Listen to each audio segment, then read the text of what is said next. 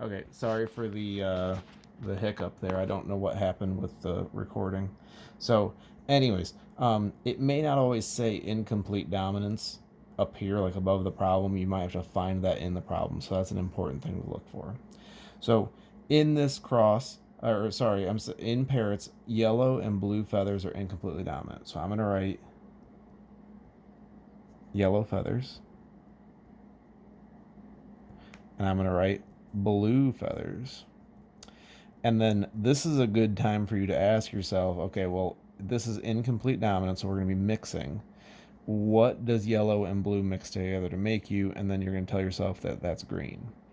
And it may or may not say green in the story problem, but this is a good thing to do just to get ahead of yourself.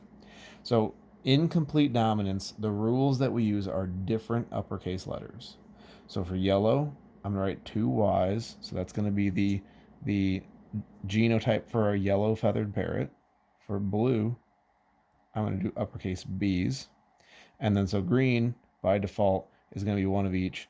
So I'm just going to go alphabetical order and write BY. If you'd written YB, that would be fine. You just need to make sure you do it the same the whole time. Because otherwise, in your Punnett square, if you do BY here and YB there, it's going to look like you have two different genotypes, but it's really the same thing. Okay, so let's keep going. In this cross, the female is green. Well, right here, this is why we did this. We now know that green is going to be BY, and the male is blue. We said that blue was two B's. So this, again, should be the quick part. This is what you learned in 6th or 7th grade. And now we just fill in the boxes.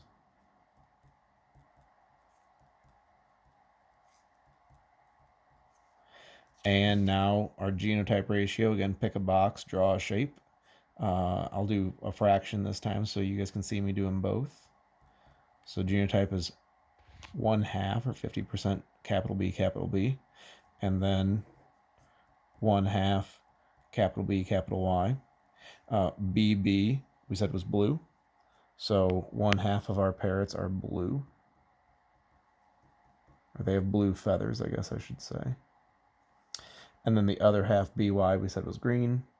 So that is going to be 1/2 green feathers.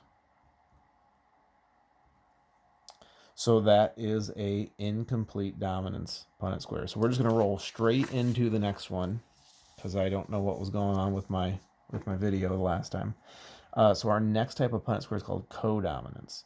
So this is going to use a different rule set, but it's similar to incomplete dominance. The catch is we're going to mix things together, but when we mix them together in codominance, it doesn't give us a new thing. It's just like both those things being present.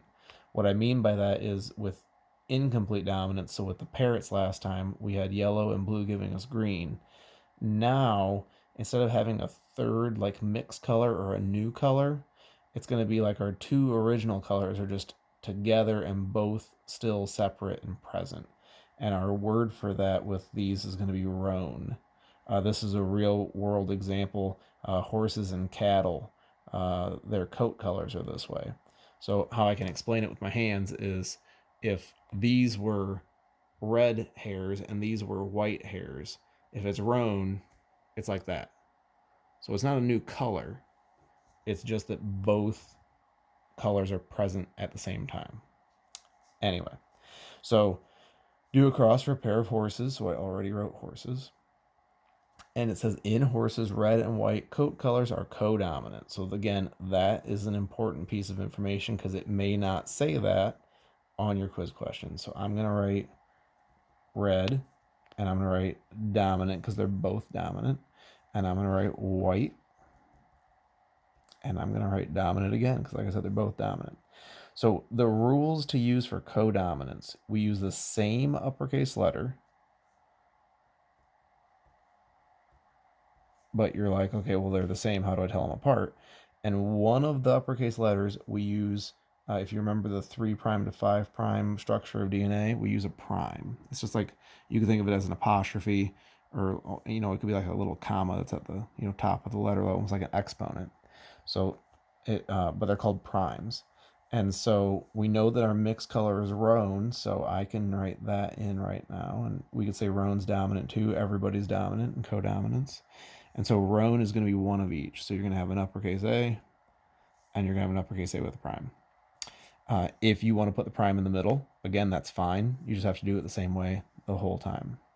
So let's go back up here to the problem. So in this cross, both the male and female are roan. So we just said that roan looks like that. So A prime, A prime. So that's how you set up a codominance problem. Now for the fun part. And then you just fill in your boxes.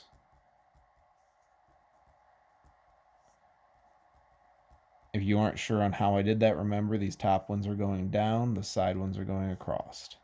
So this one went to here and here. This one went to there and there, and so on and so forth. So then the genotype ratio, pick a box. How many look like that? Just the one. So I'm going to write 1/4, capital A, capital A. Pick another box, draw a shape. How many look like that? Those two. So I'm going to write 2/4, A prime. And then by process of elimination, I only have that box left. So 1/4, A prime, A prime. My phenotype ratio then, this quarter we said was red. So 1/4 red. This 2/4 we said was roan with the A and the A prime. So it's going to be, and if you want to do 1/2 instead of 2/4, you can reduce if your math teachers have ingrained that into your brains. And then this bottom one we said was white. So 1/4 A prime was white. So white, and again, these were horses. So we're going to stop this video, and I'm going to make another video, and we'll get into our last two types of Punnett squares.